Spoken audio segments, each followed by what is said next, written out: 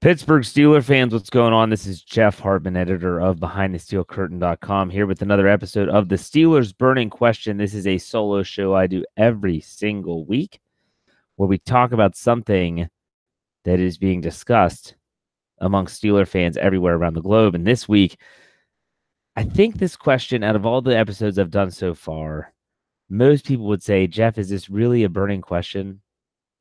Some might go as far to say, Jeff, is this even a question at all? Here it is, plain and simple. Are the Steelers going to be without both Le'Veon Bell and Antonio Brown in 2019? So when you hear that question, immediately people think, well, duh, Le'Veon Bell wants out. He sat out all last season. Seems obvious, right? Maybe. Then you have Antonio Brown. Antonio Brown is wanting out, walked out on the team in week 17, has openly stated he wants a trade, has been flirting with other teams, especially the San Francisco 49ers, since he walked out on the team in week 17. So what's the question? Literally, what is the question now? Well, to me, there still is a lot of gray matter with both of these players. And some of it's being discussed amongst the mainstream media, and some of it is just factual information that could impact what happens to these players. So let's start with Le'Veon Bell. The news with Le'Veon Bell, and let's be honest, there hasn't been much news with Le'Veon Bell. I think Le'Veon Bell might be sending Antonio Brown a thank you card because I don't think he's the most hated man in Pittsburgh right now, like he used to be. And that was a burning question I had a few weeks ago. But the news around Le'Veon Bell, this comes from people like Adam Schefter, Jason LaCafora. Here's what they wrote via Twitter. This is from Adam Schefter of ESPN. The Pittsburgh Steelers are still considering a position tag option on Le'Veon Bell, which would give them the right to match any offer sheet the free agent to be signs with any other team. A league source told ESPN. Pittsburgh's decision depends on how much another team would value Bell and whether the Steelers would be willing to match the offer sheet. Now, Jason LaCanfora from CBS, his source says, the Steelers were advised by the NFL Management Council that they can utilize another tag on the running back in 2019, sources said, and the transition tag remains a likely scenario. That would be the precursor to an eventual trade with the Jets and Eagles as potential landing spots. Okay, so the news is that a lot of these experts or insiders with sources, I'm using air quotes if you're not watching on YouTube, claim that the Steelers have some options here. Okay, now yesterday, when you're listening to this, or this could be, let me put it this way, on Wednesday, phenomenal writer for BehindTheSteelCurtain.com, Simon Chester, wrote an article about why using the transition tag on Le'Veon Bell would be foolish. I'll read you what he wrote. Under the terms of the transition tag, Pittsburgh would have the right of first refusal against any contract offered to Bell, but it would offer them zero compensation should he sign elsewhere. Similar to the franchise tag, it would come with a designated one-year contract initially, a figure that would appear to be a $9.5 million based on the terms of the CBA, the collective bargaining agreement, but one that Bell's agent may possibly be able to argue should be worth $14.5 million, which is what he was due last year but didn't show up. Regardless of what the transition tag number ends up being, the entire amount would be counted against the Steelers' salary cap in 2019 from the moment it is applied, remaining there until Bell signed a long-term contract with Pittsburgh or another team. Should that team not be the Steelers, not only would they not get any compensation in 2019, they would also be ineligible to receive a compensatory draft pick in 2020. I'll stop right there. So the news surrounding Le'Veon Bell is simple.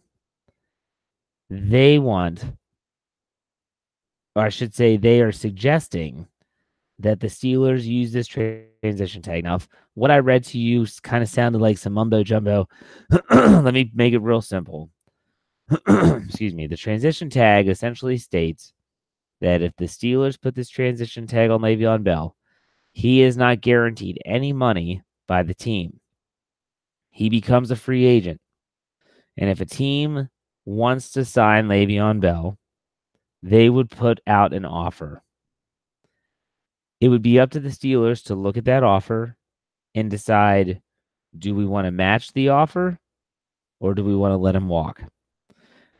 There's two sides to this. One of them is that some are suggesting that the Steelers believe that Le'Veon Bell's stock or worth amongst the free agent on the free agent market is not going to be as high as he thinks it will be. And in this case, maybe the Steelers, let's say the best deal he gets is a lowball offer about $9 million. The Steelers might say, you know what? We can afford that. We want you to stay. And then they match the offer sheet. Will that happen? No one really knows. Do I think that'll happen? No, I don't think that'll happen. I do think some team is going to pay him a lot of money, more than Pittsburgh can offer, and he will be gone. Now, La Canfora points to the sign and trade method. I just don't think that's going to have any credibility, really, to be honest with you, because you have to think about the fact that any contract that Bell signs, even if it's just one with the Steelers, is going to have signing bonuses, which are going to count as dead money on the cap. And that's all written in Simon's article that was published. So if you haven't checked that out, check it out. I guess when I look at Le'Veon Bell, some people, and it's strange to think this, believe that he has a chance of coming back. I never thought he had a chance of coming back, and I'm not sure how he could ever come back. I mean, people say that teammates overreact sometimes, this, that, and the other. But you know what? When it comes down to it, the way that his teammates responded to him not showing up, my gosh, was that telling. I mean, you see stuff like this happen across the league, and you never see players say the things that they said, do the things that they did. It just doesn't happen, but it did. Le'Veon Bell could ever walk back into that Steelers locker room and everything be copacetic. Would they eventually be okay with him? And if he helps them win, yeah, I'm sure, because if it helps them win, then yeah. But ultimately, in my opinion, the Pittsburgh Steelers are moving on from Le'Veon Bell. They've already kind of had this put into place going into this past season. I think that they had faith in James Conner, or maybe I should say hope. They had hope in James Conner that he was going to be a legitimate back, the back that they saw at Pitt before his knee injury. And he was. And he was. And then they signed Jalen Samuels, who's kind of like that Swiss Army knife, who turned out to be a better runner than they ever thought. But now, in his second year, he should be able to do some of the things that Le'Veon Bell did as a receiver. So they kind of had this planned, in my opinion, that they were going to be without Le'Veon Bell. I don't think anyone thought that was going to start in 2018, but it did. And ultimately, I think the Steelers are better off for it. So when we get back to the burning question of will the Steelers be without Le'Veon Bell in 2019, I think that is a resounding, and I mean a resounding yes. You can talk transition tags all you want. I don't think it's worth it. Let him walk. Get a compensatory draft pick. The one thing to keep in mind about the compensatory draft picks is you only get comp picks if you don't go out and get free agents yourself. So if the Steelers are players in free agency this year, and even if they lose Le'Veon Bell, they'll probably still get a pick based on his worth, contract, stuff of that nature, the equation that they have. But it's not going to be nearly as much as people expect. That's not a bad thing. I view Le'Veon Bell as a headache. That might be because I cover the team and have to write about him too much. But I say good riddance. Very talented player. I just don't think the Steelers need him anymore.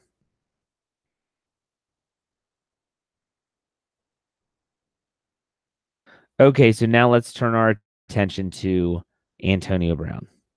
This is a different beast altogether because unlike Le'Veon Bell, who's set to hit free agency, Antonio Brown's under contract, plain and simple. He's under contract, and we all know the story of what went down after week 17. But it's gotten a little bit more complex than that since week 17. So he walks out on the team, doesn't show up, doesn't talk to anyone. We're hearing about the flirtation with other teams, mainly the San Francisco 49ers. We're talking about now the police reports of a potential domestic dispute with one of Brown's the mother of one of his children. The one thing I'm not going to do here is to downplay domestic violence or a domestic dispute of any kind for whatever reason. That's just not what I'm going to do. However, I take that stuff extremely serious. But however, I do want to mention that his off the field situation is certainly going to impact his on the field situation. So I think Le'Veon Bell's made it very clear that he wants to be traded. He wants out of Pittsburgh, one way or another. And so the Steelers and Art Rooney II and Mike Tomlin at his end of the year press conference, they all said he is not above the law. He could potentially be traded, period. And the one thing that sticks in my mind, at first, it seemed fine. You're going to get a decent return for him. Would it be a first-round draft pick? I don't know. Maybe it's a second-round pick or a third-round pick and a current player on a team.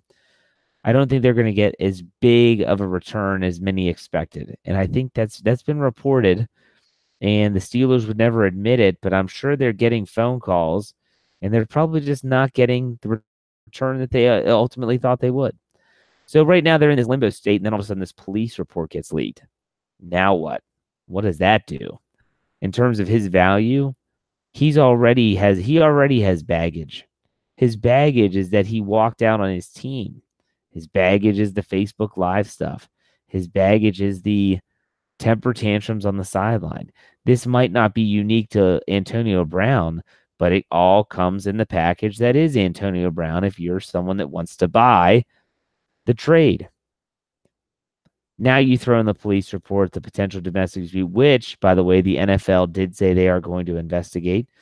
So he's a potential player who could be suspended for this if it proves to be true that he put his hands on a woman in some way, shape, or form.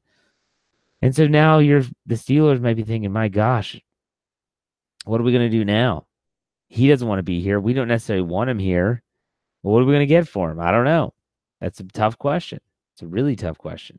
And so if his trade value is continuing to decline, while many people, myself included, thought that he would just be gone this offseason, maybe the Steelers bite the bullet and keep him because they realize the return would never be good enough.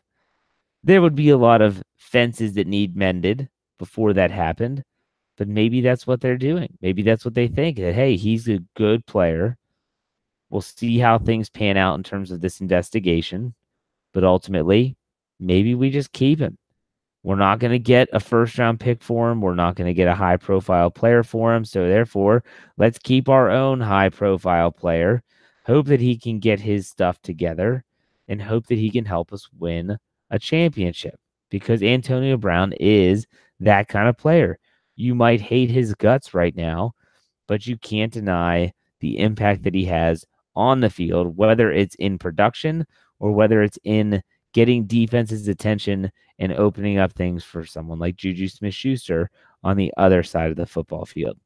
So will Antonio Brown be a part of the Steelers in 2019?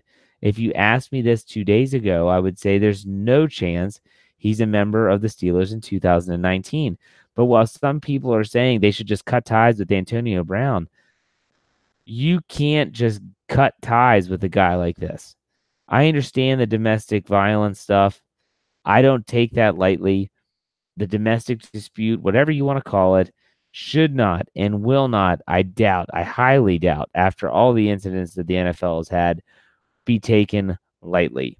However, this is not a Kareem Hunt situation in Kansas City where he's a third-round draft pick and they just cut ties with him. Now, he's very talented, but at the same time, he is not going to count $20 million on your salary cap if you choose to cut him.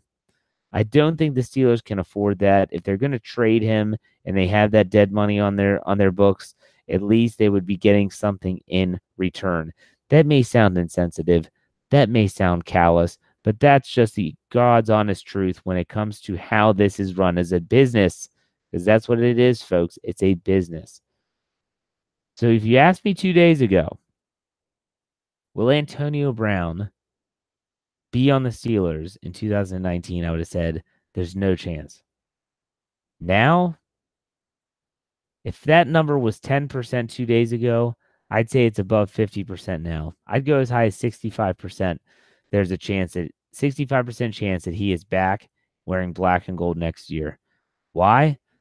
Well, depending on how this case pans out and the investigation of the NFL and the Pittsburgh Steelers and what they do, there might not be a lot of teams that want him.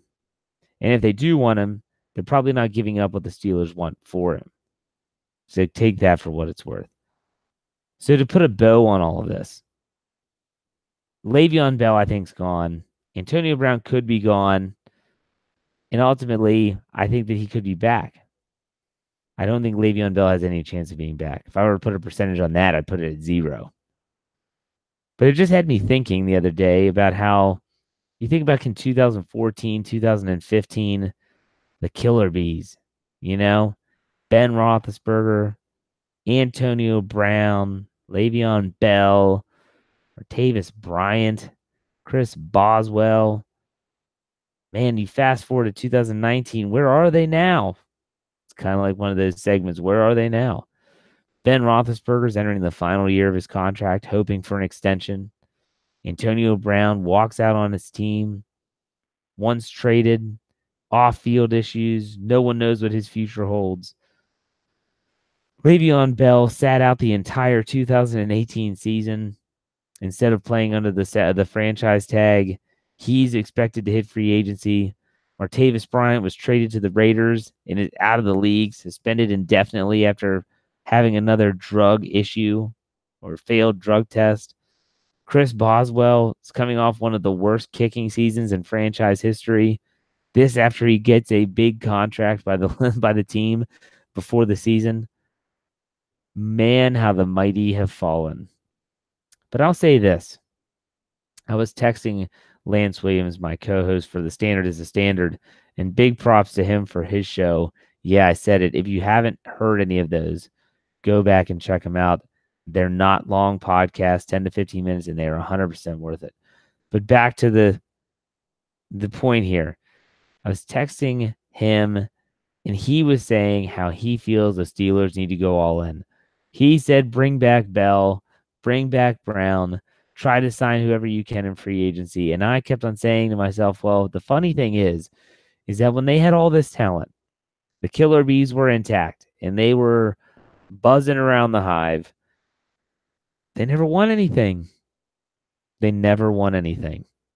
And he replied, well, they made it to an AFC championship game. Whoop-de-doo. Just like New England, Pittsburgh does not label themselves as a success for reaching a conference championship game. They're labeled their success with Super Bowl trophies, and they never produced one. You can talk defense, you can talk whatever you want. The Killer Bees won nothing. Period. Go back and think about those 2005, 2009. Did they have even close to the offensive weapons that they have now? No. Nope. And did they win? Yep. Yes, they did. Absolutely. You could even go back to 1995 when they went to Super Bowl 30 and lost to Dallas. Did they have the offensive weapons then? Bam Morris? Not really. Running back, yeah. Yancey Thigpen? Not really. They didn't. Neil O'Donnell? Come on. But they still got to the Super Bowl. Super Bowl 45. They didn't have the same amount of talent when they lost to Green Bay. Plain and simple, this team might be without both of these superstars in 2019. But it doesn't mean the sky is falling. And it doesn't mean this team can still be a very prolific offense without them. So to answer the burning question, will the Steelers be without Antonio Brown and Le'Veon Bell in 2019? Odds are possibly, maybe even probably. But I think that Antonio Brown might be back. Got a hunch. Not a source. Got a hunch. That's the show, folks. Appreciate you listening. Make sure you check out all of our podcasts in multiple venues, multiple platforms. So first and foremost, YouTube. You go to YouTube, you search BTSC Steelers Radio, and you'll get a lot of our shows there live. You can see you can put a face to the voice. But if you don't have that capability, you can find us on a ton of audio platforms. Go to iTunes, Google Play, Stitcher, Megaphone, Spotify, which is my personal favorite. If you just go to any of those platforms and search Steelers, you'll find us. Look for the BehindTheSteelCurtain.com logo. You'll see it says SB Nation, Pittsburgh Steelers Community. We want you to like, subscribe, and follow. And please tell your friends. If you got a fan a friend of yours that's a fan of the Steelers, tell them about it.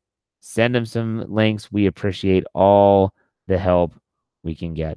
And as always, BehindTheSteelCurtain.com, that should be your one-stop shop for Pittsburgh Steelers needs. In the offseason, we're giving you 8 to 10 articles a day. In the offseason, 8 to 10 articles. Think about that. That's crazy. But we appreciate all the support there as well. I'm Jeff Hartman, editor of BehindTheSteelCurtain.com. We'll see you next week on another episode of The Steelers Burning Question.